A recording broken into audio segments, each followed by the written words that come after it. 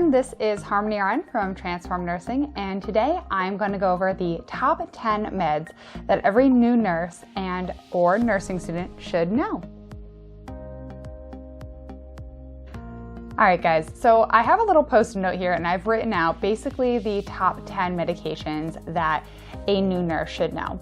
And I kind of put these together after doing some thinking back to when I was a nurse and some of the most common medications that I would see patients on. And also not even just the most common, but also the ones that you're kind of expected to know. I mean, you as a nurse have so much responsibility and you're not expected to know every single medication, but there are a few that you really should know. So I'm going to go over and talk about them, and if you go and you see I've already done a video on loop diuretics, which I will link up top, then I'm going to do a video going in depth on each one of these top 10 medications.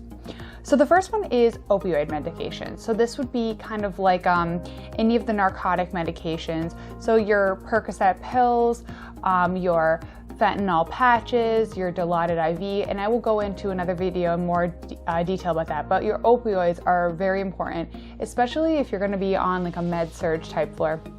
You see a lot of opioid pain control post-surgically. The next one is beta blockers, and there's a little rhyme. It goes, the beta fish goes LOL. So a lot of the beta blockers will end in that LOL. So you see like metoprolol, sotalol. So beta blockers are antiarrhythmic medications that also can treat blood pressure. So if you think about it this way, if someone has a blood pressure of like 150 over 90, they might be started on metoprolol. But you also have to watch out that their heart rate isn't going to drop too much because it does have that antiarrhythmic property, so it does affect the heart rate as well, and it can drop people's heart rates. You'll hear people say, oh, they're blocked down to like the 40s or they're blocked down to the 30s. They're talking about the fact that they're on a beta blocker, and the beta blocker is actually causing the heart rate to drop. Again, I'll do another video going into more depth. Another one is NSAIDs. So NSAIDs are non-steroidal anti-inflammatory drugs. So those are, I'm trying to think, ketorolac is IV, ibuprofen is another common one. These are medications that are pain-relieving medications. They are non-narcotic, they are anti-inflammatory. They're really great medications, but unfortunately there are a couple side effects and reasons why you wouldn't want to give them. They're very difficult on the GI system. A lot of times overuse of NSAIDs can cause GI bleeding. Like you'll see a lot of times when older people are having pain, they'll constantly use ibuprofen, and then all of a sudden they end up with a GI bleed. Another reason why you necessarily wouldn't give Motrin is it's very nephrotoxic, very hard on the kidneys, and I will go in depth on all the NSAIDs again. The next one's loop diuretics. So that is like furosemide, Lasix, those medications, and I already did a in-depth review on that, so definitely check that out. Steroids in general. So this would be like your prednisones and that type of family. These are medications that are given to patients when they're having some sort of usually autoimmune issue, or sometimes if someone's having an asthma exacerbation, we end up giving them steroids to treat that. But there are a lot of side effects with steroids. One is if they're diabetic, their sugar goes really, really high. A lot of people have weight gain because it increases their appetite. So I will go into steroids in a different video. Next one is antibiotics. So antibiotics are really important, especially again, if you are going to be in a med-surg area, or if you're even in the ICU, they use it a lot there too. Antibiotics are really something you see a lot. Now, surgically speaking, you'll see Zosyn a lot. Zosyn is piperacillin tazobactam. It has to be given over 30 minutes and has to be given over 4 hours after that. And that one is more with surgical stuff. You see vancomycin given a lot. That's more broad spectrum. So if someone comes in with they're suspecting someone to have sepsis, a lot of times they'll start them on vanco as a broad spectrum. So I'll go into antibiotics in a different video as well. Sedatives. So sedatives, there's two big categories. So I'm actually going to break that up into two separate meds. The first category would be benzos, which are benzodiazepines. Those are medications like Xanax or like Klonopin. Those are medications that are going to sedate someone. A lot of times you give that CWAP protocol if someone is an alcoholic. We will basically assess them for like tremors and headaches and basically withdrawal symptoms. And we give them IV Ativan or this IV benzodiazepine to kind of bridge them so they don't do if you would, like a strong detox, because you don't want someone who's already in the hospital with medical issues now detoxing from alcohol. So we end up giving like IV Ativan instead. So a lot of times benzodiazepines are used in the hospital for that and among other reasons.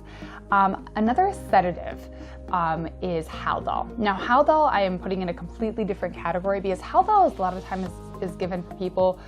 Unfortunately, let's say you have like a really rowdy person and they are kind of getting out of hand.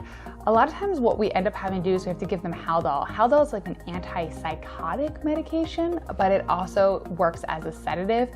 And especially if you have someone that is not necessarily responding to, verbal cues, or you're trying to, in a sense, talk them off a ledge because they are, a lot of times when people have like hospital-acquired delirium, or, they're just kind of a little bit out there and they have the dementia and maybe they're trying to swing at you, and you don't want to necessarily swing back or anything because these people don't know any better. That's where Haldol comes in, and I will talk about that more in a different video. And then we have insulin. So insulin is huge, and if you are a nursing student or if you're a new nurse, you probably remember the different types of insulin.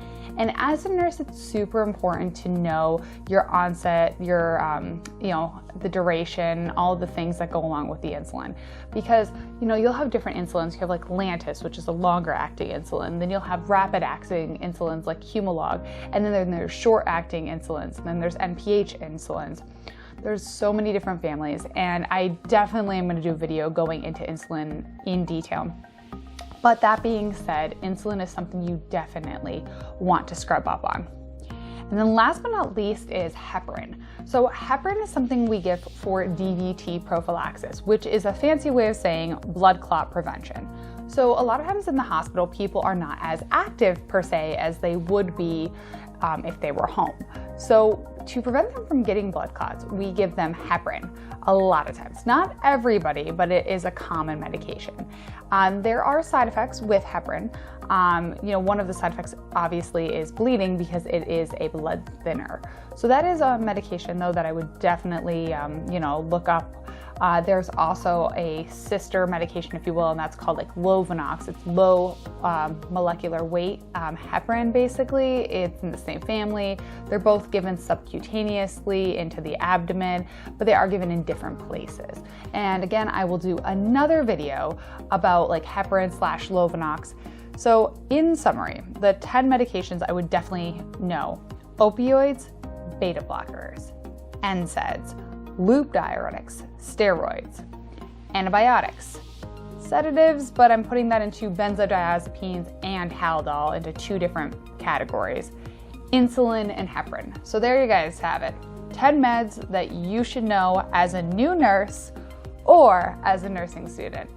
And make sure to watch my medication series that's going to be coming out going in depth about all of those medications. Thank you guys so much for watching. I hope you enjoyed it. Keep transforming yourself every day. Bye.